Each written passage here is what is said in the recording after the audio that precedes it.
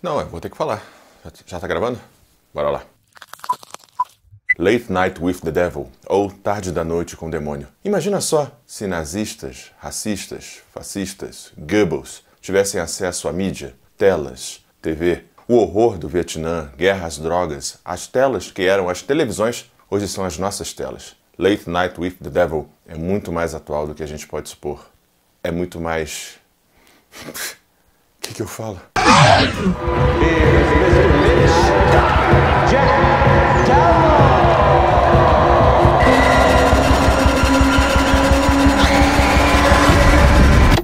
Late Night with the Devil. Aqui você já sabe, eu já vou pedindo logo, antes que os anjos tortos e os mefistos do Vale do Silício acabem nos matando, deixa seu like maroto, se inscreva no canal caso ainda não tenha se inscrito. Se você estiver assistindo essa prévia por qualquer outro lugar que não o canal, passa lá pra prestigiar, beleza? Então agora sim, bora começar. Críticas e resenhas, tem muitas por aqui no YouTube, o filme teria problemas de distribuição, foi um grande sucesso. O diretor coloca aqui a dupla de diretores aqui, de roteiristas, tem um trabalho muito interessante, muito bom, mas eu já quero puxar para a nossa reflexão, trazer, né, a questão da tela, das TVs, que é debatida lá na escola de Frankfurt e tudo mais, no contexto de Vietnã, né, a liberdade da sexualidade, o ocultismo e tudo mais, mas trazer para o Brasil. E aí eu vou trazer já aqui, de início e de pronto, dois canais, dois sujeitos que eu gosto muito. O Álvaro lá do Meteoro Brasil, e também o Thiago, meu xará, chavoso da USP. Vamos começar com o Thiago e o populismo penal midiático, ou datenismo. Dá só uma olhada. Já o populismo penal midiático, que vai ser o meu foco nesse vídeo, é o uso exagerado pela mídia de imagens, de casos de criminalidade muito chocantes, né, para inflar esse medo da população em relação à criminalidade. Ou, como também é chamado por muita gente, de datenismo. Não foi o Datena que inventou esse gênero, mas ele é considerado o principal representante dele na atualidade. Só que a gente pode voltar lá atrás em programas como Cadeia Sem Censura, por exemplo, que era apresentado pelo Luiz Carlos Alborguete, onde ele pendurava uma toalha no pescoço, ficava batendo com um cacetete na mesa, enquanto acusava pessoas sem provas e incitava linchamentos. Veja bem, se não tem que mandar matar uma desgraça dessa. Ele morreu, ele morreu. Problema dele, antes ele do que eu. Ele morreu, ele morreu. Problema dele, antes ele do que eu. O tempo passou, esses alborguetes foram vestindo ternos, vestindo gravatas, para passar uma impressão maior de seriedade, de responsabilidade, de quem é especialista no assunto. Já deu para perceber para onde eu tô indo, não é verdade? Então assim, dentro dessa lógica de populismo penal midiático, da mídia, do sensacionalismo indo cada vez mais longe, a gente tem um cenário em que as imagens, como mediadoras da realidade, acabam criando uma nova realidade, influindo inclusive no mundo tal qual nós vivemos. E há pouco tempo atrás, década de 80 e 90, não era tão diferente assim na TV brasileira. Dá uma olhada só no especial TV Cringe, a TV dos anos 80 e 90. Olha o que a gente via nas tardes de domingo. Olha só. Engraçado, o PT tá na altura do seio, então ele não olha pra cima não, ele só fica olhando reto. Não, percebe? Se eu for fazer essa decoração, não é fácil não, porque decora a mesa e tem que decorar a mulher também, né? Pois é, mas é tranquilo, o nosso sushi man aqui já tem experiência, inclusive a esposa dele faz também, ele deve estar instalando isso em casa também, não é possível. E veja bem, aqui eu não estou falando sobre um moralismo ou falso moralismo, não é sobre isso. É sobre o poder da imagem, do imagético, das representações e como. Aí a gente pode falar de telas, né? Tem um outro contexto muito interessante que eu já posso indicar para vocês, disponível na Netflix, né? A rede antissocial. Falando do 2chan, 4chan, 8chan, como isso tem a ver com o Capitólio, como isso tem a ver com os ataques às democracias, né? Ou à democracia, tanto nos Estados Unidos como no Brasil. Então esse cenário, assim, dá só uma olhada aí nessas imagens do próprio documentário enquanto eu tô falando aqui, tá lá na Netflix, como eu já disse, ele trabalha também essa ideia de como a imagem, como o humor, a sátira, o sensacionalismo eventualmente vai ganhando escala, a trollagem vai ganhando escala a ponto de impactar as psiques dos sujeitos e até o mundo real. Então, assim, nem sei se dá para dividir tanto assim, né, o real do virtual. Há autores que vão dizer que não. E nesse contexto, assim, Late Night with the Devil, ou Tarde da Noite com o Demônio, é muito mais atual do que a gente gostaria de supor. Só mudam as telas e o alcance dessas telas. Aqui, Tarde da Noite com o Diabo é uma mistura, editor, vai colocar nas capinhas, por favor. É uma mistura de O Exorcista, né, com Poltergeist, e o gênero aí, Found Footage, né, Fita Encontrada, que ali ficou famoso aí nos anos 2000 saiu com Bruxa de Blair. Juntando isso tudo com um toque assim próprio, né, do roteiro, que é bem interessante, você tem aqui Late Night with the Devil como um filme bastante barato e que tem um debate para além do próprio filme, né? Nesse contexto a gente já pode pensar também em Goethe, a ideia do mito, né, do Dr. Fausto, né, a ideia do Mephistos, tão falado aí, né, esse pacto com o demônio, esse pacto com o diabo, a ideia de fama, sucesso. Então nesse sentido já vamos chamar Momento filosófico. Bom, editor, prepara que o bagulho é louco, o bagulho vai ser longo. Eu quero já começar aqui desdemonizando, né? Não demonizando. Eu fiquei pensando assim, né? Quando você faz um pacto com o diabo, um pacto de sangue, as oferendas, e aí você tem preconceitos com religiões de matriz africana, com sacrifício de animais, e o cordeiro que foi imolado, Jesus Cristo. Sim, é um sacrifício, é um cordeiro imolado. José, Maria, o menino Jesus lá no templo, não tinham dinheiro, iam sacrificar uma pombinha, né? Uma rolinha lá no templo, e ele começa a dar suas lições. A ideia de sacrificar, por exemplo, tá lá em Abraão, né? Que ganha o pai de todos, assim no momento que vai fazer o sacrifício. E dentro das religiões de matriz africana, por exemplo, Umbanda, Candomblé e tudo mais, não sou especialista aqui, mas a ideia é você fazer um agrado aos orixás, né? A ideia é você agradecer, pedir algo, e a questão ética é muito mais do sujeito do que das próprias deidades, do que das próprias divindades. E aí tem uma dimensão interessante que é a dimensão ética do sujeito, né? Acho que dá para pensar aqui essa ideia de um certo narcisismo, de uma coisa ególatra, de uma questão que é muito própria, né, desde lá de Descartes, né, a ideia do cogito ergo sum, penso, logo existo. Então tem uma individuação do sujeito dentro, sobretudo, de sociedades de massa. Apesar de massificar as informações, condutas e comportamentos, tem também uma ideia muito forte do sujeito do self-made man, do sujeito que tem que se fazer. O nosso Jack aqui, vivido excelentemente, coloca a carinha dele aqui, o nosso senhor Bolinha de Esquadrão Suicida, que trabalho bom dele, de todo o elenco aqui, para falar a verdade, traz essa perspectiva, né, de uma... eu só vou ser reconhecido a partir do reconhecimento do outro, né? Quase que uma infantilização, um distúrbio narcísico muito agudo e muito forte. E aí, como segundo, já que eu falei de Descartes aqui, vamos chamar aqui a escola de Frankfurt, né? Adorno, Horkheimer, Marcuse, mas sobretudo Walter Benjamin, Adorno, Horkheimer, né? A ideia dessa indústria cultural, dessa cultura de massa que aliena os indivíduos, né? Que aliena da própria realidade, aliena das conexões, das relações de massa, das relações de trabalho, da consciência de classe. Hannah Arendt vai falar também sobre isso, né? Essa ideia de que o nazismo só foi possível dentro de uma cultura de massa. Imaginem só se Goebbels, se a máquina nazista tivesse o poder da mídia digital, social que nós temos hoje. Não que não tenha, né? A gente tem já Marcuse, Domenico De Masi e tantos outros autores falando, né, sobre essa ideia de que a internet amplificou a voz dos preconceitos, dos idiotas e tudo mais, né? E aí, nesse sentido, eu queria chamar Guy Debord, Sociedade do Espetáculo, né? Aqui dá para pensar muito bem isso. Guerra do Vietnã, guerra televisionada, essa ideia do sucesso, essa ideia do horror, do pavor, tudo ser mediado pela imagem, né? Essa percepção de que a gente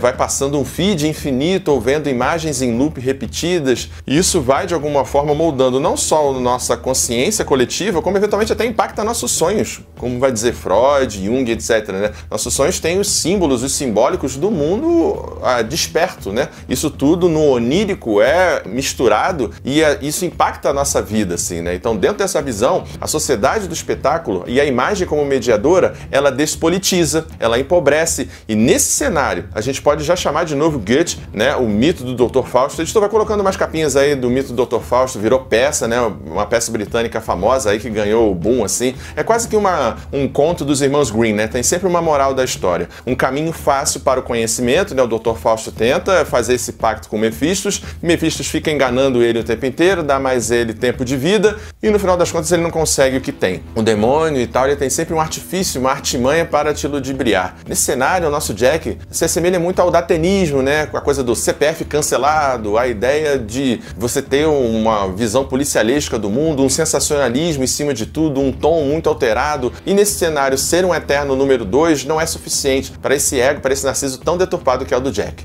E para fechar, dois autores aqui também, do Ocidente e tal, queria chamar Martin Heidegger, né? Martin Heidegger, que foi membro do Partido Nazista, que se isola no final de sua vida lá na Floresta Negra, tem um meia-culpa, né, dizendo que ele se misturou à massa nazista no caso, né? Ele faz uma filosofia para buscar uma autenticidade da vida, a finitude como perspectiva de vida, né? Nascemos para morrer, somos das Sein, das Nietzsche, somos o aí do ser, né? Somos uma manifestação temporal desse ser no tempo, com consciência, voltados para o fim. E aqui, nesse contexto, o Jack, nosso personagem, ele sim vai ser famoso. E quando o demônio fala isso, você já sabe muito provavelmente o que vai acontecer, né? Ele vai ser famoso não do jeito que ele gostaria de ser. E o conceito aqui de Heidegger que eu gostaria de trazer é a Letz, né? A Letheia. Letz, rio do esquecimento, rio Lácio, esquecimento lá em Platão. A verdade é um desvelar, é como se tivesse aqui uma figurinha e você vai puxando essa película leve e a verdade já está lá, está por trás. A gente pensa assim também nesse contexto em Black Mirror, a ideia da tela escura, da tela da TV, da tela do computador. A gente pensa em Guerra dos Mundos nas rádios, né? Como o imaginário influencia na vida. A verdade como um desvelamento, como um encontro, né, da consciência com aquilo que já ali estava. E nós, nesse nosso contexto de mídias sociais, etc., o véu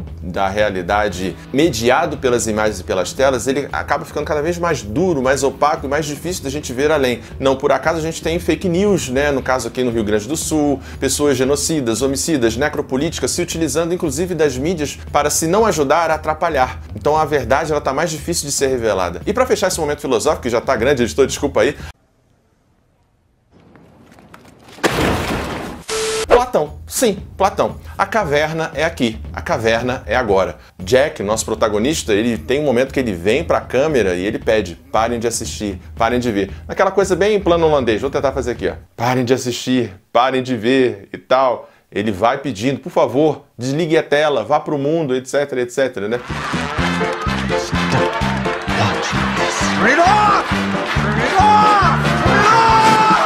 O Jack, portanto, ele percebe e nos evoca essa ideia de que as telas, as imagens são ilusões, né? E, de novo, não é para demonizar. Não é para demonizar a TV, o rádio, as mídias digitais, etc. Aliás, esse termo é muito ruim. É tudo que você acaba misturando demais com religião, acaba fazendo uma moral de rebanho, né? Como diria Nietzsche. Os fracos se juntam para combater os fortes que se afirmam e tal. Mas, dentro dessa perspectiva, Platão está extremamente atualizado no nosso mundo de telas, de mídias digitais, desse Black Mirror que a gente tem. E o nosso personagem, o Jack, ele simboliza muito esse sujeito, esse homem que busca uma certa meritocracia no ocultismo, né? Nos rituais arcanos, né? Ou seja, pactos de sangue, sem entender muito bem o que está pedindo, acaba pedindo isso, perde a sua mulher, perde tudo, fica num loop infinito e aí a gente já pode pensar e conjecturar sobre o final do filme. Mas bora lá, voltar para a crítica. Bom, como eu já disse, assim, tecnicamente, roteiro, ambientação, figurino, a narrativa, os bastidores, é muito legal, é muito bom ver um filme assim que cativa, tem uma ideia de tempo real, né? É em tempo real. E quando entra o comercial, a gente vai para os bastidores. É claro que ninguém ficaria filmando com a cara, né, falando tudo aquilo que é falado ali. Tem algum apressar no final do terceiro ato, assim, mas para mim o que fica é justamente essa provocação muito atual e por isso acho que é um filme atemporal, que coloca essas questões que a gente trabalhou aqui junto com a música, a ambientação, todos os personagens caricatos, né? A gente tinha aqui no Brasil o Padre Quevedo, né? Se há um demônio, entorte meu dedo. Coloca aí, editor, um trechinho dele. Estou pedindo quixotescamente de joelhos a Lúcifer que com seus poderes me dobre este dedo.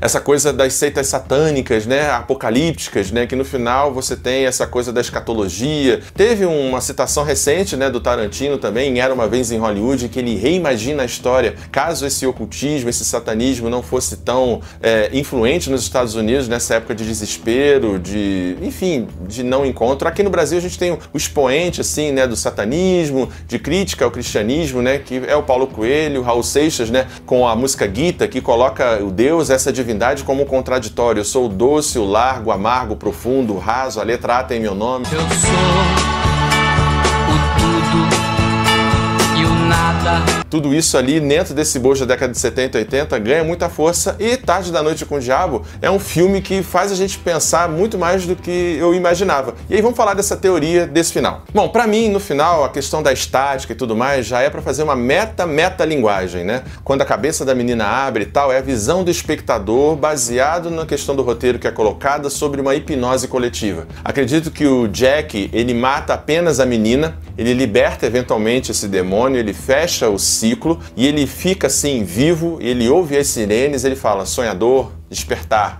sonhador, acordar. O demônio estava eventualmente trolando todo mundo desde o início, né? Aí você tem essas duas entidades, a esposa que foi aprisionada eventualmente e o próprio Abraxas, né? Essa outra entidade ali, nessa questão dual. Talvez o único autêntico ali fosse o Cristo, né? O Christus, que é esse pseudo charlatão de ascendência indiana e tal. Talvez ele fosse o único original ali, né? O único que tá ali inteiro. Mesmo a doutora, eventualmente, tem ali uma questão da fama, do reconhecimento e tudo mais, né? Mas nesse cenário, pra mim, o Jack, ele entra num loop meio de purgatório, um loop infinito, ele tem uma revelação daquilo que ele estava fazendo, o nome do programa, as corujas e tudo mais, não é por acaso, e ele vai ser famoso de um jeito que ele não esperava, matando essa menina, libertando o hospedeiro, e tudo aquilo que a gente vê é o que o telespectador tá vendo, meio que o que o demônio quer que a gente veja. E o demônio já está no início do filme e no final do filme, saindo da tela, indo até nós, através da estática e etc, né? E tá também entre nós,